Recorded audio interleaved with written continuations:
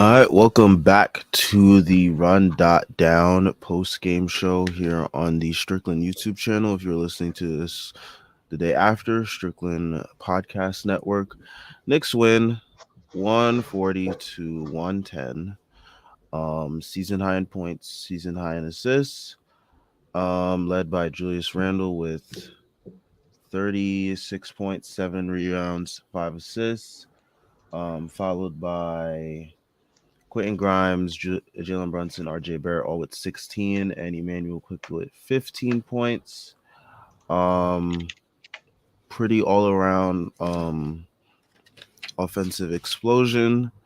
The game started off with a lot of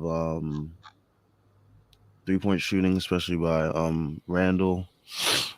Start off the game with like I think 5 threes in the first quarter. And then from there it was pretty much, I mean, there was a point where Detroit kind of made it a game in the second quarter. But after that, once it got to a certain point in the second quarter, like close to halftime, um, it was basically game after that, and that's when I basically tuned out. Cause yeah, but yeah, where do you want to start, Tyrese? I actually want to start with Grimes. I think Grimes played really, really well tonight. 6 or 7 from the field, 3 or 4 from three. Hit his only free throw. 16 points, 6 rebounds, 2 assists, 2 steals. The 2 assists don't talk about like how good his passing was because I feel like he was collapsing the defense a ton and his ability as a connector. I don't think a lot of people really talked about it much, but like it was very, very good this game.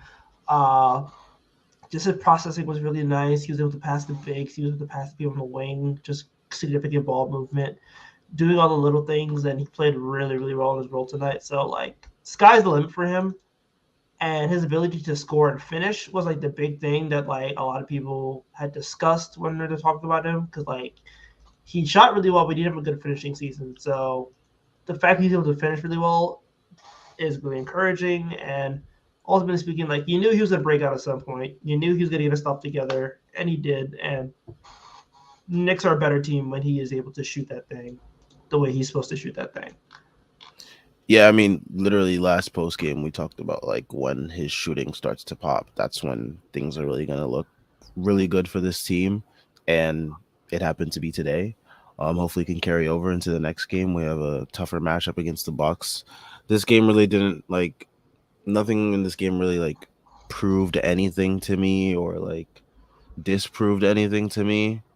Um, just because of the fact that the opponent that we were playing, I had no idea going into this game that the Pistons were actually that shorthanded.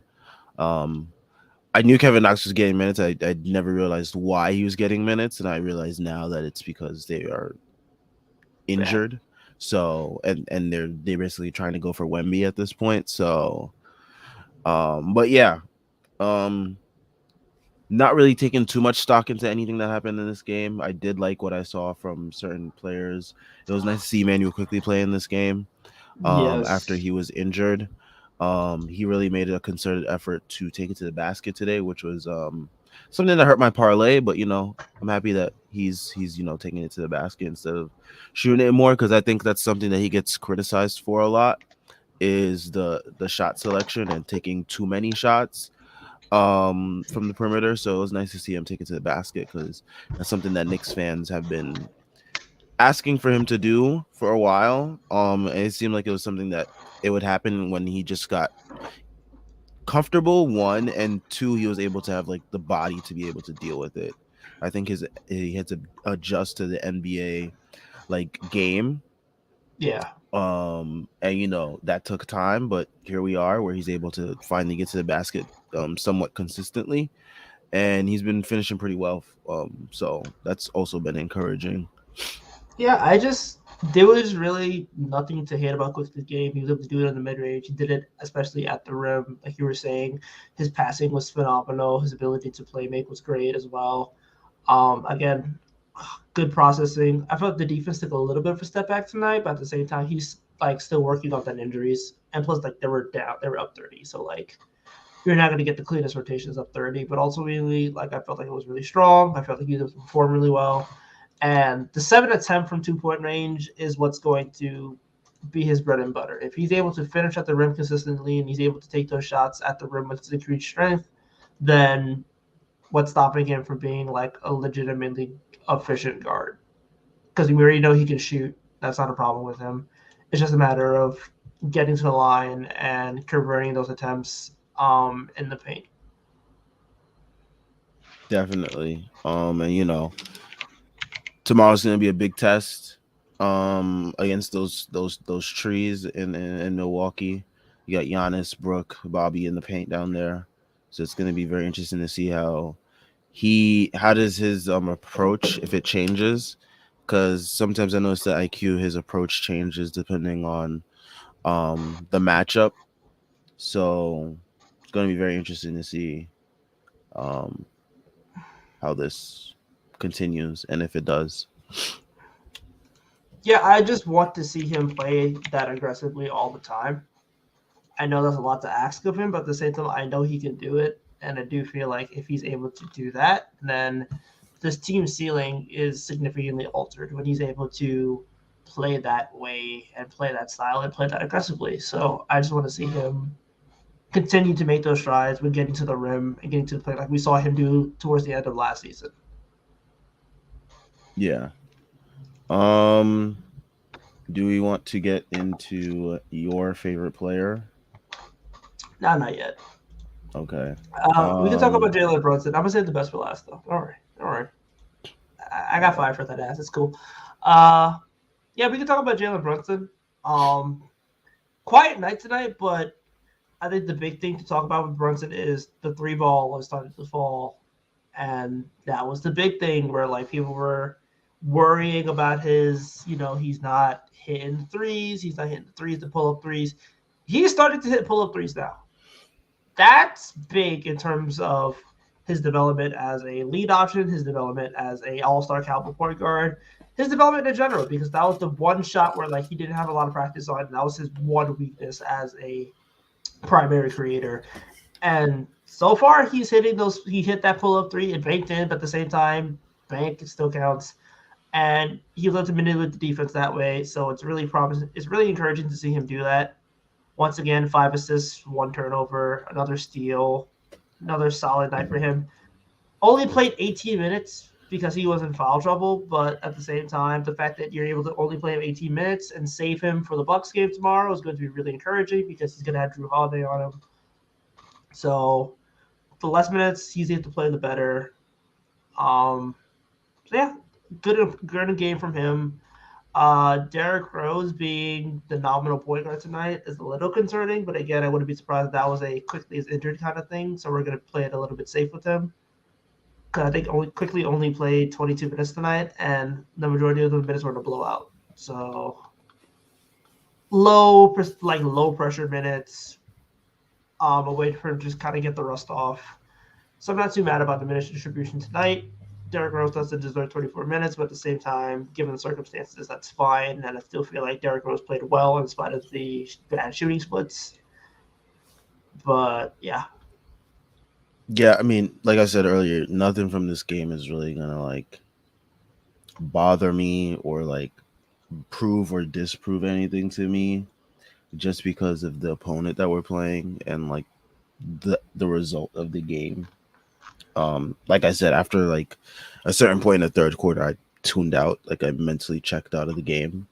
Um, just because I wasn't finding anything that like I was just like, okay, this is like this is what like the Knicks are supposed to do. They're supposed to beat up on like bad teams. Like we're not supposed to be in like a dogfight with teams like this. So the fact that they came out, handled business is like, okay, good. This is what it's supposed to do. So yeah. yeah, definitely. I feel like the Knicks are clearly at the hierarchy of we're not the worst team in the league, and we're better than like the tanking teams, which is a really good hierarchy to establish because it just means that you can keep going up. Um, I think this is really, I think it's encouraging in terms of the three ball was falling. Um, and the guy like Granted, Julius hit 6, and he took like a third of the team's total threes tonight, more than a third actually. But ultimately speaking, like the three Mm, ball was falling tonight, and that's what matters. Grimes hit 3, Barrett was able to hit 2, Toppin hit 2, which is a really good to see because he was missing a couple, and Brunson hit 2 as well. So that was really encouraging. Speaking of Barrett, I want to talk about him tonight because I feel like he played a really strong game, even though the percentages aren't pristine. 4 of 11 from three. Yeah, the finishing was bad tonight, but at the same time, 2 of 5 from two. I'm sorry, 2 of 5 from three. That's very solid, and 6 of 8 from the line. So he's able to get to the line 8 times, even though he had a rough night shooting the ball. Able to finish his free throws, which is the really big thing for him. 6 of 8, he'll take that. So if he just hits like one more, it's a good night. So I'm not gonna harp too much on his shooting splits, but ultimately threes and free throws really good. Hopefully the layup starts to come as well. And three assists don't tell the story because I feel like again he had a really strong night passing. I think within the first couple of minutes he like manipulated the defense to get a Mitch Robinson dunk, and then manipulated the defense again to get like might have been a Grimes 3 or a Randall 3. I'm not sure. I think he had another Randall 3 in like the second quarter when Randall was like scorching hot and like open. So like he made the right reads tonight. He was able to do the things that he was able to do. Well, you expect him to do, make the right reads. I feel like his defense was okay. Could have been better on a couple closeouts, but again, they were down. I think they were down 30. It doesn't really matter. So ultimately speaking, really strong night from him. And you just hope that he's able to continue finishing at the clip that he was finishing until he got sick. yeah, Now, yeah. I mean, I saw. I was watching just now on the post game. They're going over like the play where Randall got the dunk. It started off with a RJ pass up ahead. There's also another pass that RJ had in the third quarter on a fast break to Randall in the corner. He missed the three, so RJ didn't get the assist. So that's why I think that assists are not really the best barometer for being able to um, gauge how someone's playmaking is for the night. But yeah, I thought his process has been much better in terms of making the right reads, and that's been something that's been consistent these last, I think, 2 to 3 games. So hopefully, it's something that continues as we face a more challenging matchup in against Milwaukee. Sometimes with those matchups, RJ will tend to like press early on. Um, so it's gonna be interesting to see how he approaches that. yeah, I hope that the good process continues, and I hope that he's able to like show up because I know that he can show up against these good teams. Now, let's get to the man of the night, man of the day, Big 30, Grande Strength for those of you who are multicultural. My man put in 36 piece with 7 rebounds, 5 of them things that we call assists, a good steal, and count them, six threes. Ladies and gentlemen, what more can you say about this man? He showed up tonight. He did his thing. Y'all can be disgusted all you want to. It's his birthday today. He deserves his flowers. He put the team on his back. He won He us the wants game. flowers. He can ask his wife Kendra for them because they're not coming from Cry, me. weep, put up six threes. I just, not much more you can say about him. Very solid game from him overall. Very encouraging in terms of what you want him to do. I feel like his decisions were pretty quick tonight as well. Like he had a couple mid post ISOs, but at the same time he was able to contribute off those ISOs, and he was able to find cutters and shooters and dunkers really well. So I feel like even those ISOs were like within the flow of the offense. I don't think he like dribbled the ball out of the he didn't dribble the air out of the ball like he usually does with those ISOs. It was like, hey, this guy's open. Let me make this quick pass, manipulate the defense, and create easier opportunities for people. You saw that 2 man grind with game that 2 man game with Grimes that you usually saw with like Bullock a few years ago, where like he would literally just pitch it to him and he would shoot off the catch. So it's nice to see that wrinkle come back into the offense. I know he misses that with Fournier. And he was able to contribute to three threes tonight. So very good game from him. Happy birthday to Big 30. Hopefully you save some for tomorrow. And if they do trade him, I want Phoenix to give us everything until 2026. I'm not kidding. I want 2 picks, 2 swaps. I want the rights to the arena. I ain't gonna be talking stick no more. Um, Give me Cam Johnson. Fuck it. I want Cam Johnson. So I think for the season he might be at 60 true shooting. By the way, so like anybody who thinks Julius Randle is a negative asset needs to be tested. Like I get the defensive deficiencies are a concern, and I'm not discounting those, but at the same time, from 0 to 16 feet, he's literally one of the most efficient players in the league. So I don't think I think teams are very well aware that like, hey, this guy can shoot the ball and he's a very good offensive player. Like I can show you I can pull up his numbers from 0 to 16 feet, and right now he's shooting. Let's see, he's shooting 73% of the rim, 48% in floater range, and 49% in the mid range from 10 to 16 feet. He's eliminated the long two, which is basically the shot last year that like kind of sunk his efficiency because he was not good at that shot. And now with this game, he's probably going to be around 35% from three, maybe 34%. But like since that like 0 for 11 stretch he went on a few games early in the season, he's been shooting upwards of 39% from three and 80% at the line and nearly 50% from the field. So it's a matter of like the dude's shooting damn near 50, 40, 80. Like, and putting up 20 PPG on that level of efficiency. That's 60 true shooting right there. And the guy, regardless of the defense, I'm not saying regardless in terms of I'm dismissing it, but the defense is an issue. But a lot of teams will want a guy who puts up 20 and 60 true shooting. See what happened with Christian Wood. See what happened with Andrew Wiggins, stuff like that. You know, like guys who like just put up cheap and dirty buckets, even in like a hyper 25 to let's say 32-minute big fringe 6 man role. Like those guys are commodities and will be able to be traded around the league. Ask the Mavs how much they're enjoying that right now. I mean, at the same time though, it's because Jason Kidd doesn't play him. He's not that big of a problem. Like again, you got a pick. They were like the Rockets were able to get a pick for trading him. So like, I absolutely think the Knicks can get a pick and maybe like a second pick protected, but yeah, or maybe like a pick at a young player if they managed him if they wanted to move him. I'm not sure they want to move him though. So And that's where the issue lies in everything I mean, the issue because lies in the fact they're not moving nine, but we're not going to talk about that.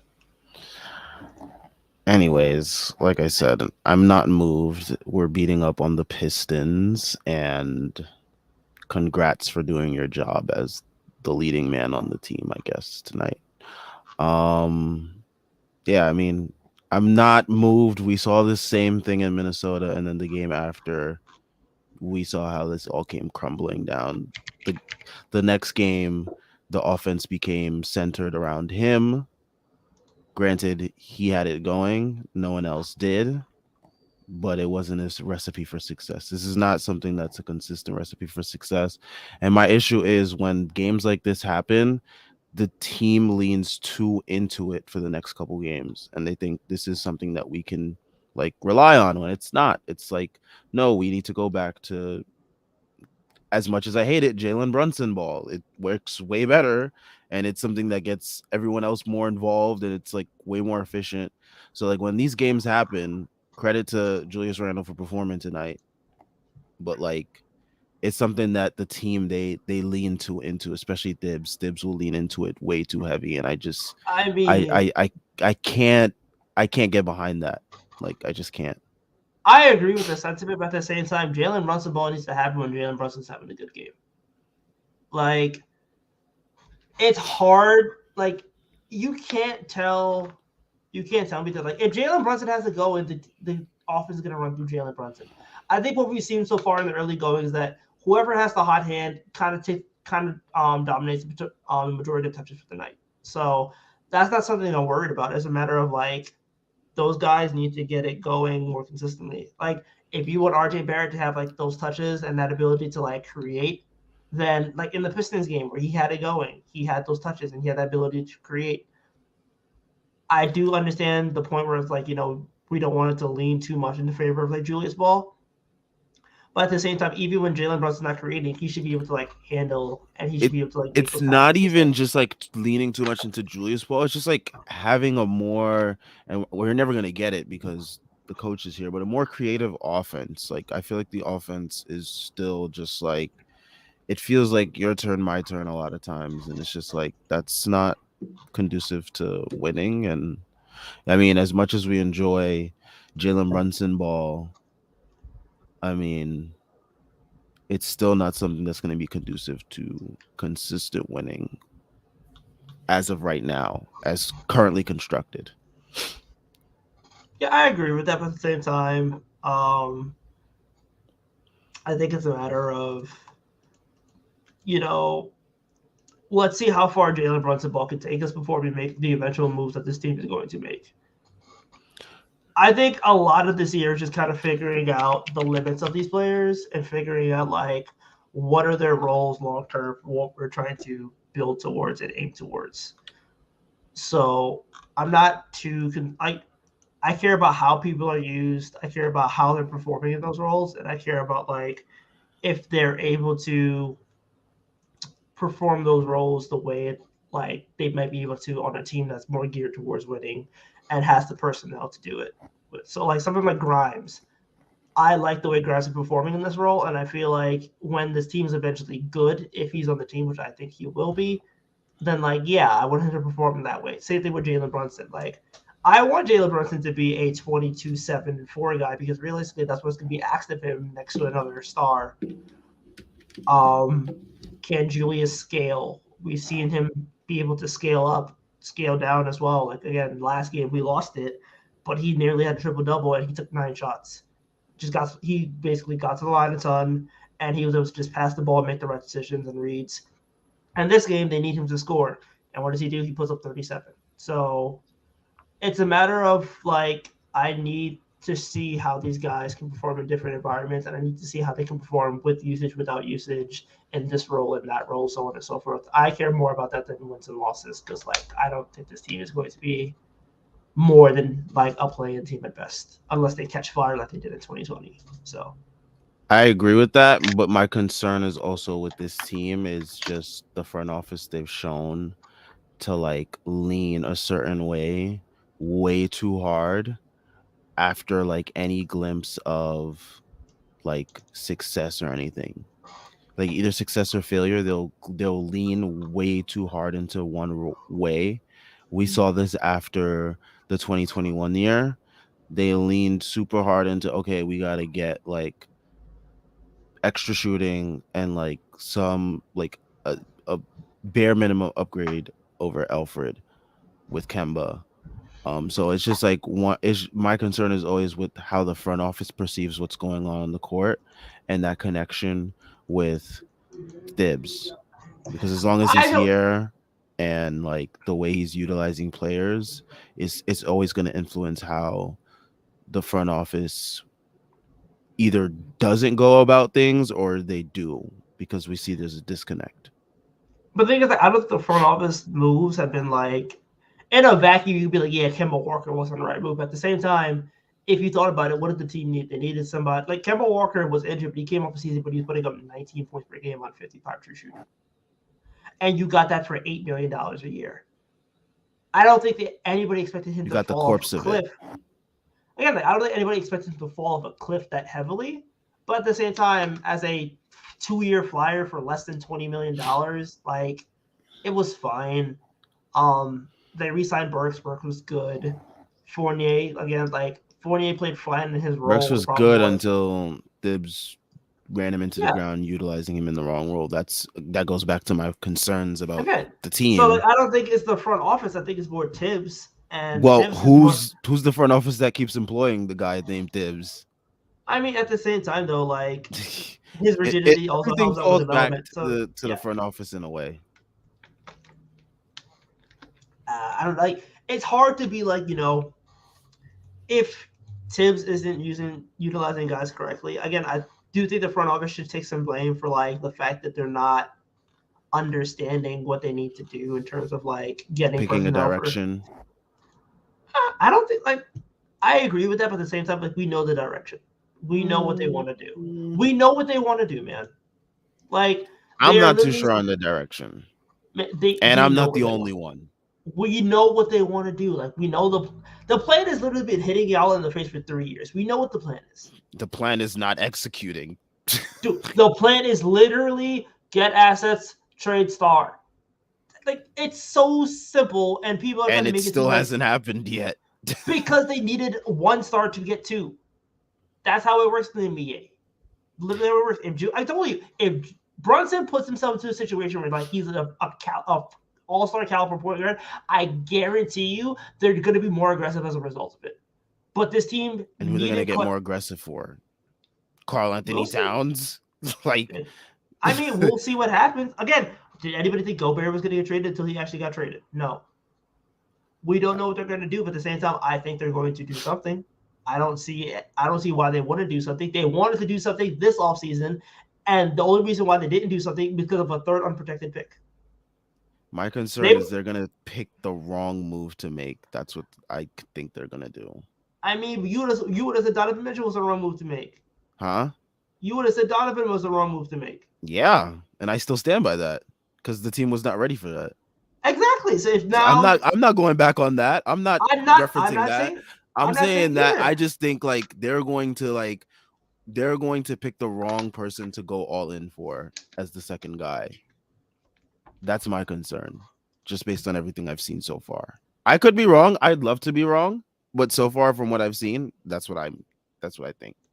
I think it's just a matter of like getting. I think once they feel confident in whatever star that might be on the roster, I feel like if Brunson is playing up to that level, I feel like at that point they're like, okay, well, we got the information we needed. We feel like okay, another year of Grimes starting, he's good.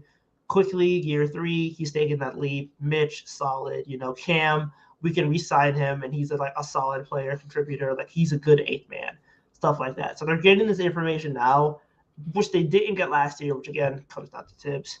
And now they feel like they can make those moves and they can raise the value of these players and they can see what they realistically have. And I feel like they've been able to do that so far. So I think we disagree on like what all roads lead to, but at the same time, I do feel like we agree on the fact that we do think they're going to trade for somebody.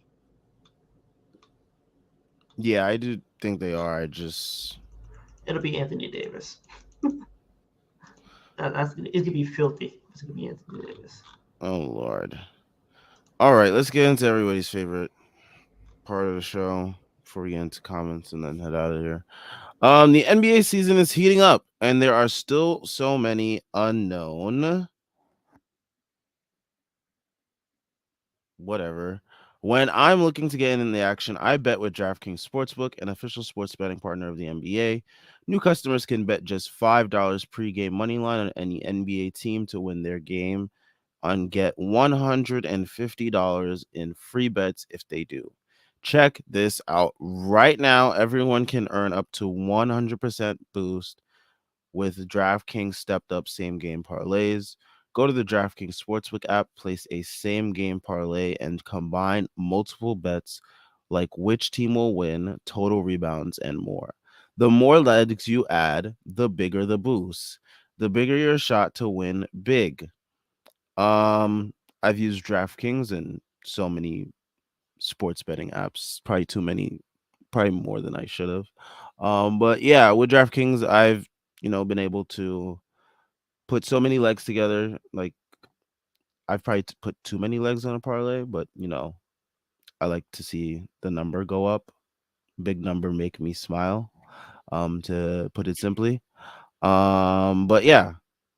Um, I'm not gonna pick anything for tomorrow's games just because there's a lot. I would have probably picked something more for today's games, but today's games were shit shows anyways. But anyways, download the app now. Sign up with code TBPN. Place a $5 pregame moneyline bet on any NBA team to win their game and get $150 in free bets if they do. That's code TBPN only at DraftKings Sportsbook. Minimum age and eligibility restrictions apply.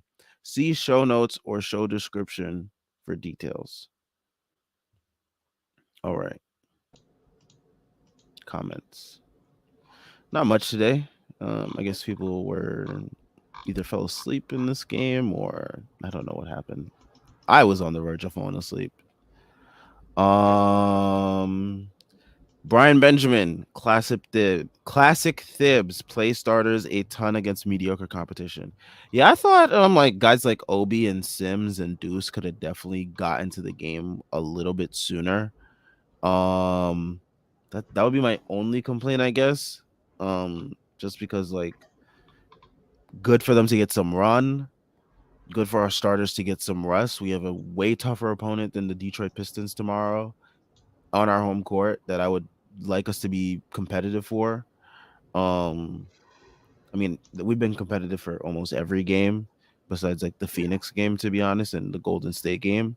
Um, but yeah, I would have loved to see like Sims and Deuce, um, and Obi get more run because once they got into the game, they were actually able to do stuff and like they were able to get meaningful and useful game reps. So just stuff like that. Yeah, I don't think. I mean, like Sims was the big thing, uh, but still, like RJ played 23 minutes, Mitch played 26, and Mitch played 23 until like he came back in the fourth quarter for like 2 or 3 minutes because Hardenstein got a cut in his hand. I would like to see Sims there, but at the same time, like I guess it was just a matter of like getting Mitch Robinson some more reps. Uh, Again, like Brunson only played 18 minutes. Like I feel like the minutes distribution was pretty well tonight. If Brunson is playing the least amount of minutes between your 3 point guards, which Rose quickly and him, like that's fine minutes distribution. Like Obi Toppin still played 18 minutes tonight. Like, yeah, I don't know. I think it was a matter like they once Tibbs took out the starters, I don't think he wanted to put them back in, and they were running it up. So it's a matter of like run it up so far that way you're up 30, and then the bench could come in and just play essentially the entire fourth quarter. So not like it makes sense. So I'm not too like hung up over minutes or whatever. Yeah, it was just a minor complaint for me. Let's see. ZMP323 says bring back those classic jerseys. They were fire. They were. Yeah, I don't know They were. why I think. Dolan. That was Yeah. like probably the weirdest takeover moment from him. Was like getting rid of those jerseys. I don't know if it was because I don't even think we were like losing in them either, which is like something he probably would have done if like we were like terribly bad in them. But Yeah, he that did was that with the weird. orange jerseys. Yeah, we'll never see orange jerseys again for as long as this Dude, team like we lost exists. like every game in them, and he was like, "All right, we're done. We're not doing this anymore." I don't blame him. Those orange jerseys were actually terrible too. They were garbage. I don't know what he was thinking, dude. Those and like the sleeve jerseys that we had, those were probably like all time worst Knicks jerseys. Like the one with like the Subway token logo and the number at the bottom. Those were like we wore a Christmas one day. Yes, those were bad. Bad. What else was bad? I like. I don't know the Christmas one when we played in LA. Like the sleeve with like the gray Oh, it was like logo. it was like a monochrome look where we Yeah, had like all it was like all orange with like gray outlines. yeah, those are garbage. Dude, I don't know what the hell the NBA was going through with that whole sleeve jersey thing. It was I think it was probably like they wanted to do more soccer jerseys or whatever. And I was like, Terrible idea. who the hell's wearing this? And I'm glad like the jerseys that we were releasing lately, like they've been really solid. Like I like the FDNY original like statement jersey; those are good. The white statement jerseys were fire. I miss those. The white ones. Oh yeah, the Yeah, the ones what? that we had during the Moutier year, I think it was. Yeah, it was the KP All Star year. The KP wore those jerseys, and then we had it during the tank year, and then like they flipped it to the blue for like the last few years, and then now we're at the new ones, which I like as well. The jerseys they released have just been really solid. The only one I did not like was like the Subway Toki 2021. I hated that. Like the City Never Sleeps one. I hated that so Mm. bad. It's kind of nostalgic just because that was the fake year, It's a fake but it. Yeah, but it was a garbage jersey. Jesus. ZMP 323 also says there's no reason to ever play Rose ever again, and the fact that he came in before IQ twice tonight is criminal. I thought the fact that he played even like over Deuce in garbage minutes was kind of weird too. It was like, all right, it's garbage minutes. Let's see some Deuce minutes, but I guess not. IQ and even Grimes could play PG over him. Yeah, I don't know. That was weird. Yeah. Yeah, I But get it. I'm not too shocked. It's I think Dibs. it was Like just it's literally like his basically his son at this point. I kind of think it had to do with the knee. It felt like the knee might have been like Tim's kind of just playing it a little bit safe, and then But like that the thing that see the thing is with that point though, Rose was out there with IQ in garbage minutes. oh yeah, that's fair. That's fair. Yeah. So like that could have been Deuce running out there and that would have been fun. Yeah. Like there was literally no reason to play D Rose at all. Now when D Rose gets that phantom injury that keeps him out for the rest of the year, we know why. I It's mean, because at he the same played time extra minutes though, versus the Detroit Pistons. at the same time though, that's a sacrifice I think a lot of us are willing to make. So hey, y'all complain about these minutes. You know he got like a minute cap, and then like he's done for the year. So get it out the way now. Um, ZMP323 also says I thought RJ's process was much better these last couple games. He was making much better decisions and looked to pass more instead of forcing shit. Nice to see him get to the line tonight too. Yep, Yeah. very much agree with those points as well. Yeah, I feel like this was one of his better process games, and I feel like he started to do that a lot more. I feel like his last two games were really solid process. I wouldn't be surprised if like the film might have caught up to him. Or I might I have know, saw some threads from Twitter. I know he saw the aerial threads, the Benji threads. They was working overtime, cooking them. Well, So like, it's not even just like trying to cook him. It's just like, yo, like we know you can do better. Like do better, because like that's what's expected of you, especially now that you've gotten paid. Like yeah, when you get paid in New York, you're expected to perform a certain way. If you do not, you're gonna hear it from the fan base. yeah, I agree. But I, I think he'll be fine. Like he's gonna be fine. I'm not too worried about like his counting stats right now. It's just a matter of like his efficiency will rise as the season goes on, just playing next to Brunson and as he's like finds his touch again and stuff. So not too worried about that. Yeah, for me, it was always for me. I've been saying this since last year, even before we did post game pods. I said it on Twitter. I was like, for me, it's always about process. Last year, when they were like playing, when it looked like they were playing well in the beginning of the year, I was like, I don't really like the process right now. And then like the rest of the year happened, and yeah, but yeah, for me, it's always about process. For me, it's always about process because then the process, as it gets better, it will lead to better results. Like that's always how it works. Like it might not be immediate with like the positive results of the process, but keep working at it and keep building that consistency of it, and it will eventually get better. Also, update on Jalen Brunson's numbers: 21.5 points, 6.6 rebounds, 3.5 assists on officially 60 true shooting from the field. I've I've like had this like I guess not really a discussion on Twitter, but like I mentioned it to someone that I noticed was making early all-star predictions, and even in their snubs list, they left off Jalen Brunson, and I put a gif of Jalen Brunson just like see what the person would say back. And they said, well, look at the Knicks record, but they also had Paolo Banchero in their snubs list, and the Magic are 5 and whatever at this point. So I just thought that was interesting. Um, I think Jalen Brunson would definitely get All Star considerations. I know the NBA and in the East in general is just like stacked with talent. Dude, Um, dude, I don't care. Dude, DeJounte Murray is ass. well, yeah, I know. I saw today his like the on-off numbers with him and the Hawks. It's hilarious. And Like they they're a traded three minus with him picks. on the court. They traded 3 picks, and people were literally on their knees twerking this summer for, oh, why did we trade for DeJounte Murray? Oh, dude, I have watched DeJounte Murray up close for a year plus. He's not that good. Like, I could have told you this one was coming, bro. Same thing with Trey Young. Trey Young is shooting like what, 30% from the field or whatever, man.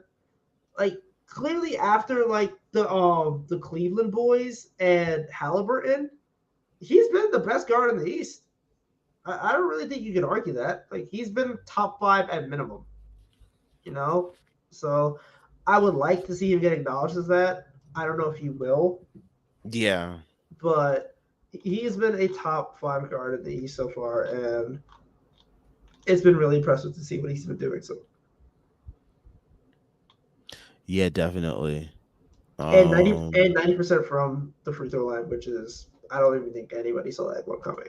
That one's the most impressive thing to me. RJ said that Julius would make the best Black Panther on this MSG TV spot. That might be racist, bro. that might, oh, That might bump RJ in the whoa. Jalen Brunson with his hair out looks insane, by the way. yeah, This you, MSG spot. But yeah. uh, RJ gonna bring yourself down in the Knicks players rankings by saying that, dude. Don't let that clip get out public. Well, it's public now. I just said it, so whatever. Someone that's watching this will probably clip it and post it. But yeah, he said that Julius would make the best Black Panther on the team. all right, bro, that's wild. That's wild. I think it would be someone that's like agile, but like also like wise and smart. So So it'd be like like Jalen Brunson. Sims, Did you just say Sims, what? Sims. Oh, Sims. You said agile and smart, I thought you said Dibs. I was gonna say, yo, what the bro. hell? Bro, Sims can't jump 5 inches. Are you kidding me? These guys gave Klay Thompson the last shot of the game. That's hilarious. So I don't care if the Mavericks won. We start our pick is back. That's all we care about. We want the Wait, Mavericks to what's win. the protection on the pick? Top 10. So they can't be like absolutely garbage, but they need to be like Yeah, they need to be 11. so they need to be like us last year. Exactly. So right So they need now to be like they're, 37 and something. yeah. So right now they'd be I think they're 10 right now. So like they're just out of it. So they need to be like let's say 43 and 39 and like get like the 10th seed in the play in, and that way we can get their pick because I want that pick. Especially if the Wizards keep cooking up too. Like if the Wizards keep winning, and Dallas is going to be mid, and the Knicks are like right there within that 12 to 16 range. Like it's a good season. It's a good season. Severink says, can someone tell me what the hell is going on with Obi? The guy is totally not attacking the rim for last month. Um, I don't think it's all on him. I think it's just like a design of how the team has him playing right now. Like he's in the corners a lot, like he was in his first couple years. And I think that's just due to the success that he had earlier in the season. There was one play last game, I think it was, where he actually cut and Jalen Brunson found him and he had an easy basket at the rim. So, you know, I think if he's cutting a little bit more and guys are actively like looking for him, then you'll start to notice that it's more evident. But yeah. I mean, I just I think my thing with Obi is like I think A, he's relying on the three ball too much, but B, I think teams are scouting out his little leak out in transition that gave him a lot of easy buckets. And also he's just like when you can't dribble and you aren't a threat to shoot in the mid range or to like take one power dribble to the basket, then like you're just really limited. You can't get your offense straight up just on cuts, pick and roll, and pop and like threes. I Like think there's some magic to be found in like fake handoffs with Obi. the problem with the fake handoff with Obi is that Obi needs to be tasked with dribbling. He can do it. I've seen him work off of fake DHOs I before. I know, but like in a pinch, sure, but like I don't want that to be a staple of the offense. He No, can't of course dribble. not. But I'm just saying there's something that can be found there that we don't really utilize. Like we barely utilize it. Like the times that I'm referencing it is probably like 1 or 2 times max we've seen it to be I think, used. in my opinion, like if you need a dude, if you And need to that's constantly something that guard, can be used as like a trick play or something. Like I think if you, no, you got it. the way like other teams like they use it as like a staple at first and then boom, it's something that's used as like tricks. You remember, so like when the quickly fake handoff to like Yes. quickly get into the rim. Yes. Yeah, but at the same time, you saw that like teams scouted out for that, and then it wasn't as effective. And now he gets to bust it out like not nearly as much as he used to. I think the thing with Obi is just like You got to get creative with a guy like Obi. the problem is we got to get creative for a guy like Obi, and like And we have the least creative coach in the league.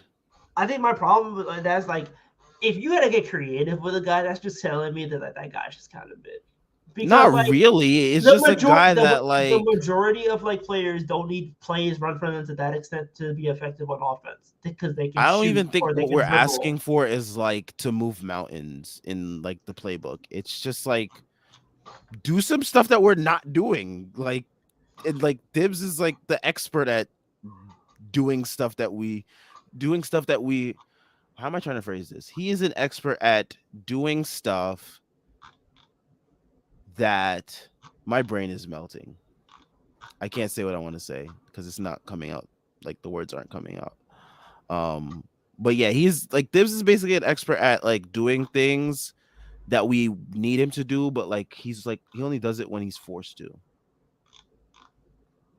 I agree with that, but at the same time, I'm just like I don't know how much making a priority Obi making Obi a priority the offenses, especially when like they're probably He just could gonna be a figure it priority out. of the second unit. I don't see a problem with Again, that. but like you have quickly, you have guys like quickly and Reddish who can like just get their game off more simply, and they're just better at scoring and stuff like that. So, and then even with Sims, like Sims is able to take a power dribble. Like I don't trust Obi taking a power dribble. All right, you're dragging it now. I don't trust Obi taking a power dribble. All I'm right, sorry. you're really dragging it with Obi. Like power dribble, you don't trust him to take one power dribble. One power dribble for the free throw line? Nah. Oh my gosh, you're ridiculous. I mean, he's gone next year, so who cares? Anyway, Oh my gosh. it's over for number one. At least he gave us a slab no championship. You think they keeping him over the draft picks they get? Be honest. I have no idea because this team is honestly unpredictable when it comes to the offseason. I agree. Like, did you see draft night coming? No, I mean, Did you see okay. draft night coming the way it I came did. like that? I did say Pause. that. I just. Yo, I'm glad you paused yourself. I was about to hit you with the wildest one. I mean, I did say they would probably trade out the draft. I said I would trade out the draft. But did you see it? Did you see the chaos that ensued happening? I did not see them No. getting 3 first-round picks out of it. No, but I did say that they should probably trade out the draft because the draft sucked, and I was right because that draft literally sucks, and nobody in that range is like a needle mover. Nobody in that range is better than Cam, bro. It's AJ Griffin and a bunch of bums. And I wish AJ we could Griffin have is, gotten Matherin. I wish he slipped. I mean, yeah, I wanted Matherin would have been Matherin. so fun. I told you Matherin was him, but like even still, like My Haitian it was. brethren. It's all right. Where are the Trinities? I need the Trinities to start playing basketball. We got They nobody. play in like cricket and stuff. I know it's filthy. But yeah, like you look at that range, like nobody at 11 is really like a needle mover. Like Usman Jang isn't going to. It's like people want Jalen Williams and Duran. Like we were gonna do anything with Duran. like it's really just Adrian Griffin and Tari Eason, and otherwise, like it doesn't matter unless Jake LaRobbie is your fancy, but you could find Jake LaRobbie on the street. Damn. It's true. Severance. No, I don't think any of us shut the game off in the second half. I was fully watching the game. I was just mentally tuned out. Like I saw and was aware of everything going on. I just really didn't care because it was a blowout, and like I don't know how you expect me to care. At that point, but yeah, no, I didn't shut off the game in the second half because I noticed he said that in a comment here. Also, oh yeah, because we could talk about Kemba being traded. Oh, not traded. But Kemba being signed. Basically, shout out to Ace I mean, Bouchard who says they basically traded Brunson for Kemba. which is why it was dumped into a sign and trade. Like you could have just did a sign and trade and literally just gotten Kemba, but like, oh, they could have gotten Kemba.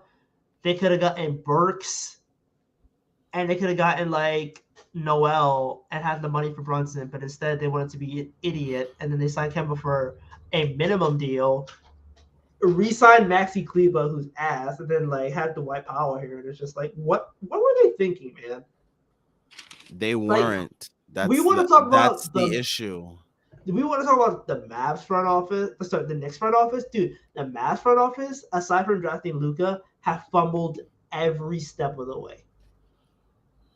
Every step of the way they fumbled. To the coach, they fumbled. And they got to the Western Conference Finals on the back of Luka Doncic being like a top 3 player in the league and Jalen Brunson playing out of his mind. Like they ass. Chicago extended Billy Donovan for whatever reason. That's wild. Like, man, don't even get me started on Minnesota. And now Karl-Anthony Towns is hurt. It's Jover. They blowing it up. It would make sense to. Yeah, it wouldn't even make sense to blow it up because like the Jazz have their pick. True. But like, yeah, you gotta entice a team to take on 4 years, $215 million at Karl-Anthony Towns. Good luck. All right. So before we head out of here, let's talk about tomorrow's game. I don't wanna. Bucks basically have like they have the same people that have been available for them for the most of the season. So Chris Middleton, Joe Ingles, they're out. Beauchamp and Ibaka are out. I don't know if they've even played this much this season, or if at all at this point.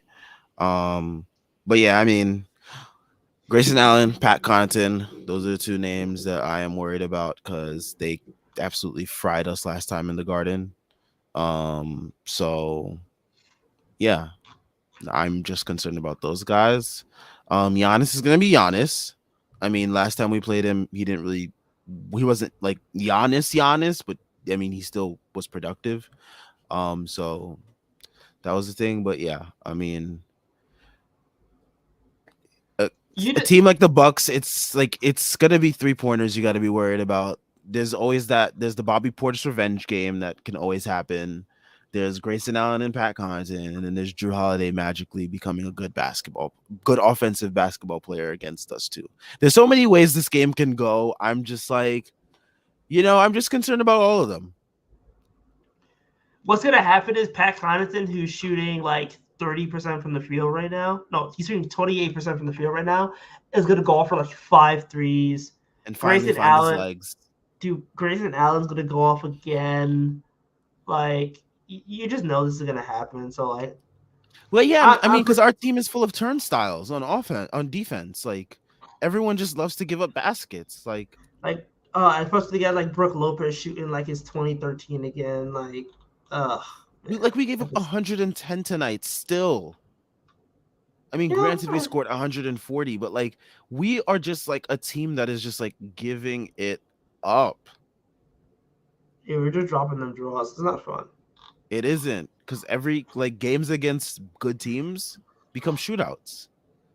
Yeah, so hopefully they're able to limit that damage. I'm skeptical of how much they're actually able to do that, but I do think there's a chance, especially if the mid-3 is able to play efficiently. And that's something that's give or take, these days too. But we will see.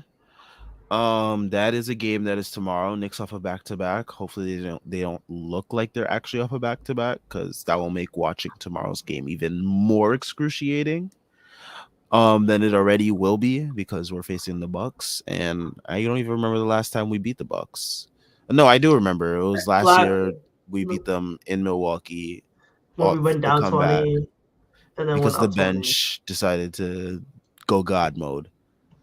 But like, I can't remember the last time we beat them in MSG. I'll tell you that. Like the last time I remember us beating them was probably like the Moutier year. That's the most recent I can remember us beating them. That was a good game, though. I miss the vibes around that team. But yeah, I mean, we had no expectations. We were just like, Exactly. The best hey, vibes are the best vibes are when you don't have expectations. See 2020.